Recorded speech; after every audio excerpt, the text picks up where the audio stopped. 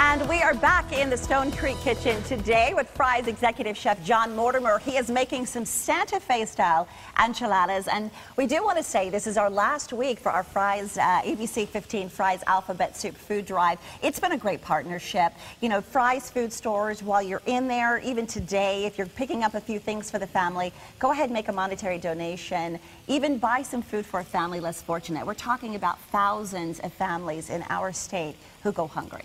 In the most amazing areas. I mean, I live way up north in the Cape Creek Carefree area, and the food bank's very busy there. Very busy. And two Valley food banks, we're talking about St. Mary's, and as well as the United Food Bank, benefiting from your generosity. And it's great because you guys always blow the roof off of our goal. We try to go and you guys surpass it. So you are the executive chef at the signature Fry's and Santa Fe style. Does that mean vegetarian? Well, to me it does. And okay. I went to U of A, and I used to sneak off to Santa Fe because I love the food, you know, whenever I got a chance.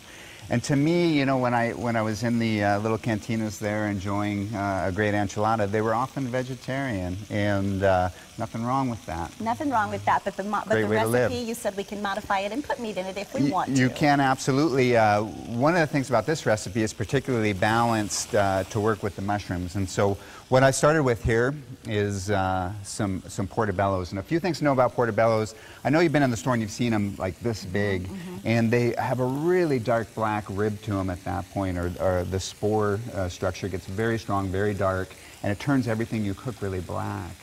So what I try and do is use about, this is a maximum size, maybe 3 inches across. That's good to know. Well, that way you don't have to remove that ribbing and to come up with a great dish. The thing about those spores is there's a ton of flavor in there, and that's where a lot of that mushroom flavor comes from. The nice thing, of course, about portobellos is they kind of fill that meat texture in your mouth, you know, and they're very fleshy. Nutritious, and yeah, it does definitely take the meat. If you don't like meat, this is a great alternative for you. So one of the things we're going to balance this filling out with, you know, cumin, of course, you know, pretty standard Latin American spice, but cinnamon is both with, I find with the mushrooms and with pork, a great complement to the dish. Just a little bit to where people say, what is that? I know that. On it, but it's something delicious. They know it if you put it in an apple pie. Of course, the very fresh, alive flavor of cilantro is going to be in there. I'm going to put some chopped cilantro inside. Then I always have a little bit of just cilantro leaf to throw over the top. Yeah, that's garnish. Garnish. Another big tip here is buy a nice fresh tortilla.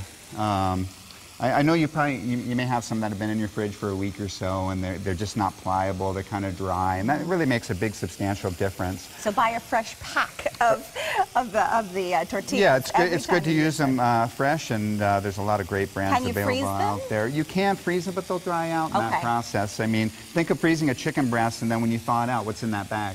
Yeah, bunch of juice. That used to be in the chicken breast, so you get what you pay for, so to speak. Okay, so we're going to continue to cook this filling. It looks like we'll be enjoying enchiladas sometime around 10 o'clock this morning, right after the show. That's okay. We're not scared. During the break, I said, "Is your eye on?" And he goes, "It's on high." So yeah, things cook a little slower around here on Sonoran Living, but that's okay. We'll enjoy them. We'll enjoy them at some point. At home, I always have a cast iron skillet sitting on my stove, and I'll just warm that up and throw the tortillas in them to warm them up. If you have a gas burner, you can literally set them right over the gas flame and just give them a quick, you know, kind of burst of temperature. That'll make them pliable. If you ever rolled up enchiladas and they crack on you, that's not really a great finished product. So the other thing you do is just kind of dip them in the sauce. Oh, okay. And then just for an example here, let's see what we've got. Now don't do this at home because I have iron hands. I was about to say, be careful. Ow. So we're going to throw that in there. So just a little bit of the enchilada sauce. A little bit. You don't want to make them too big or they'll burst when they're cooking. They'll kind of expand out. A couple of the cheeses. Shake a little bit of the spice over each one. Don't forget the cinnamon. The cinnamon and the cumin makes a huge difference. And then we're going to roll it up and we'll put them across the pan there. That looks good. It's a slightly messy thing, and of course I like to wear the gloves. Just my wife doesn't enjoy me coming home smelling like food all the time. So. Right, so wear the gloves. And then, so that'll just go across the pan like that. I'll take the rest of the enchilada sauce, and this is a great brand that we have. There's a lot of great brands on the market. It's not too hard to make enchilada sauce with dried chilies and a little broth, but when you have quality products like this available nowadays, I mean, you might as well spend your time doing something else. So you'll line them all up. So we'll line them across the pan, we'll pour the sauce over them, and in the next segment, we'll unveil the portobello enchiladas. Well, I cannot Santa Fe wait. style. Well, already two delicious dishes. We had the crab tartlets and we had the Santa Fe style enchiladas. And Chef John has agreed to stick around and do one more dish for us. And please, this is our last week, only until March 2nd. Can you help us help those in need here in our state who go hungry each and every day? Our Alphabet Soup food drive is certainly going to succeed with your help. Non-perishable food items, monetary donations greatly appreciated. And Terry, everybody's really coming out strong helping us here.